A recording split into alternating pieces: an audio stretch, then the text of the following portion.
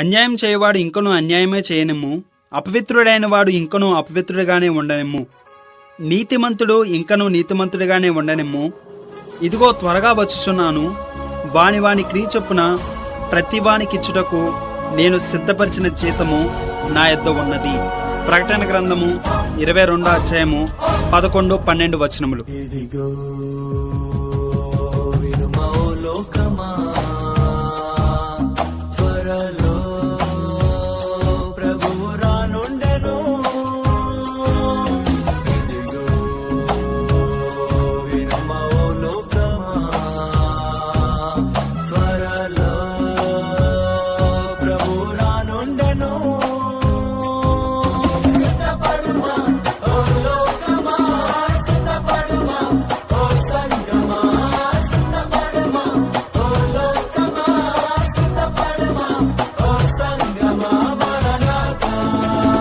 ప్రకటన గ్రంథంలో ఉన్నటువంటి మాటలు ఎంతో మర్మమై ఉన్నాయి. ముఖ్యంగా యేసుక్రీస్తు రాకడను గూర్చి, ఆయన రాకడలో జరగబోయేటువంటి సంభవాలను గూర్చి, పరలోక పట్టణమును గూర్చి ఎన్నో సంగతులు వర్తమాన భూత భవిష్యత్ కాలాలతో మిళితమై ఈ ప్రకటన గ్రంథంలో లిఖించబడ్డాయి. ఇక్కడ దేవుని వాక్యంలో మనం చదువుకున్న రీతిగా అన్యాయం చేయవాడు ఇంకనూ అన్యాయమే చేయనిమ్ము, అపవిత్రుడైన వాడు ఇంకనూ అపవిత్రుడిగానే ఉండనిమ్ము. చూడండి, ఎవరైనా అన్యాయం చేస్తూ ఉన్నప్పుడు ఆ అన్యాయం చేస్తున్నటువంటి వ్యక్తిని చూసి ఎవరైనా ఏమనుకుంటారండి?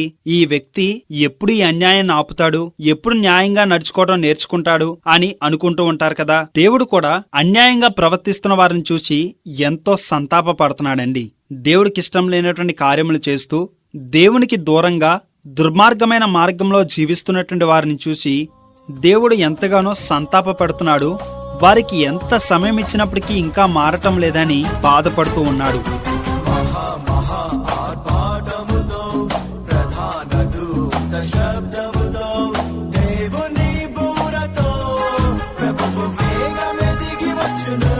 మనము మన అన్యాయాన్ని విడిచిపెట్టాలని, మన దుర్మార్గమైన పనులు విడిచిపెట్టాలని, అక్రమమైనటువంటి జీవితాన్ని జీవిస్తున్నటువంటి వారు వారి జీవితాలు సరిదిద్దుకోవాలని దేవుడు ఎన్నో మార్లు అవకాశాలు ఇస్తూ ఉన్నారు. కానీ ఎప్పటికీ మారన స్వభావంతో నేను ఇలాగే ఉంటాను, నా జీవితం నా ఇష్టం అన్న రీతిగా ప్రవర్తిస్తున్న వారిని చూచి దేవుడు ఈ మాట పలుకుతున్నట్లుగా మనం ఇక్కడ గమనించవచ్చు. అన్యాయం చేయవాడు ఇంకనూ అన్యాయమే చేయనిమ్ము, అపవిత్రుడైన వాడు ఇంకనూ అపవిత్రుడిగానే ఉండనిమ్ము, నీతిమంతుడు ఇంకనూ నీతిమంతుడిగానే ఉండనిమ్ము.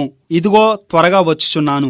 దేవుడు త్వరగా వస్తున్నాడండి. ఒకవేళ అన్యాయం చేస్తూ ఉన్నారా, వారిని ఇంకా అన్యాయమే చేయనివ్వండి. ఒకవేళ అపవిత్రమైన జీవితాన్ని జీవిస్తున్నారా, వారి ఇంకనూ అపవిత్రుడిగానే ఉండిపోనివ్వండి. ఒకవేళ నీతిగా జీవిస్తున్నారా, భక్తిగా జీవిస్తున్నారా, నమ్మకంగా జీవిస్తున్నారా, వారి నమ్మకత్వాన్ని, నీతిని, భక్తిని పెంచుకుంటూ దేవుని కొరకు ఇంకా బాగా జీవించమనండి. ఇదిగో నేను త్వరగా వస్తున్నాను. ఎవరికి ఎలాంటి జీతం ఇవ్వాలో వాని వాని క్రియల చొప్పున ఎవరికి ఏ జీతం ఇవ్వాలో ప్రతి వానికి జీతాన్ని సిద్ధపరిచి ఉన్నాను అని చెప్పి దేవుడు ఎంతో రోషం కలిగి ఈ మాటలు తన గ్రంథంలో లిఖించడం మనం ఇక్కడ చూస్తున్నాం.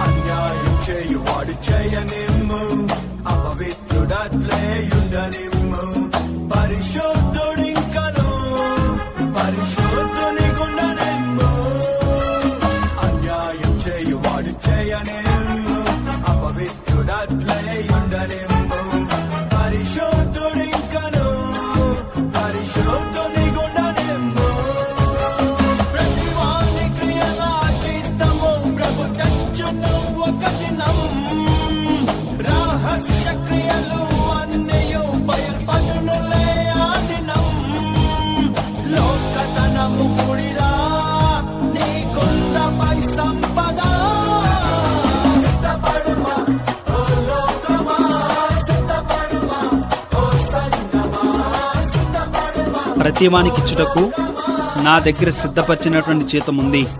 ప్రతివాడు తన శరీరంతో చేసినటువంటి క్రియలు అవి మంచివైనను చెడ్డవైనను వాటికి తగినటువంటి జీతము నా దగ్గర ఉంది. చూడండి, మన దేవుడు త్వరగా రాబోతున్నాడు.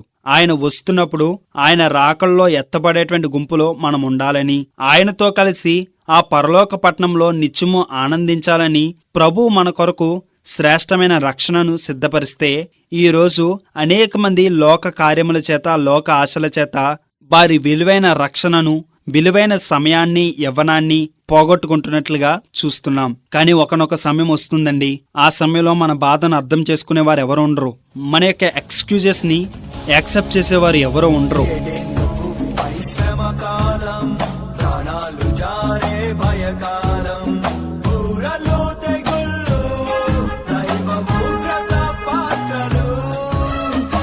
దయచేసి గమనించండి, మీ జీవితాన్ని చక్కపరుచుకోండి. పరిశుద్ధంగా జీవిస్తే ఇంకా పరిశుద్ధతలోకి రండి. నీతిగా జీవిస్తున్నారేమో ఇంకా నీతిమంతులుగా ఉండండి. మీరు చేస్తున్నటువంటి భక్తిని బట్టి, మీ పరిశుద్ధమైన జీవితమును బట్టి, మీ యథార్థమైన ప్రవర్తన బట్టి పరలోక రాజ్యంలో మీకు శ్రేష్టమైన జీతం ఉందని మర్చిపోవద్దండి. ఒకవేళ మీరు అంటారా, అన్యాయంగా జీవిస్తున్నారండి, వాళ్లే సంతోషంగా ఉన్నారు, పాపంలో బ్రతుకుతున్నారండి, వాళ్లే గొప్పగా జీవిస్తున్నారు అని అంటారా? ఒకనొక సమయం ఉందండి, ఆయన త్వరగా రాబోతున్నాడు. వారికి కూడా జీతాన్ని సిద్ధపరిచున్నాడు. భయంకరమైన నరకాగ్నిలో దేవుని మాట వినక రక్షణను నిర్లక్ష్యపరిచిన వారు, పరలోక రాజ్యానికి వారసులు కాలేకపోయిన వారందరూ కూడా నరకంలో కాలబడవలసినటువంటి అవసరం ఉంది కదా. ఆ భయంకరమైన నరకాన్ని తప్పించుకోవాలంటే ఈ మాటలు వింటున్నటువంటి మనము ఒకంత పరిశీలనగా మరొకసారి ప్రభు దగ్గర పశ్చాత్తాపం పొంది ప్రభు త్వరగా రాబోతున్నాడని గుర్తెరిగి మన హృదయాన్ని సిద్ధపరచుకోవటం ఎంతో ముఖ్యమండి. మీరు దేవుడు అనుగ్రహిస్తున్నటువంటి రక్షణకు పాత్రులు అవ్వాలని, ఆయన ఉగ్రత తప్పించుకోవాలని మనస్ఫూర్తిగా ఆశపడుతూ ప్రార్థిస్తూ ఈ మాటలు ముగిస్తున్నాం. పరిశుద్ధులుగా తీర్చబడ్డవారే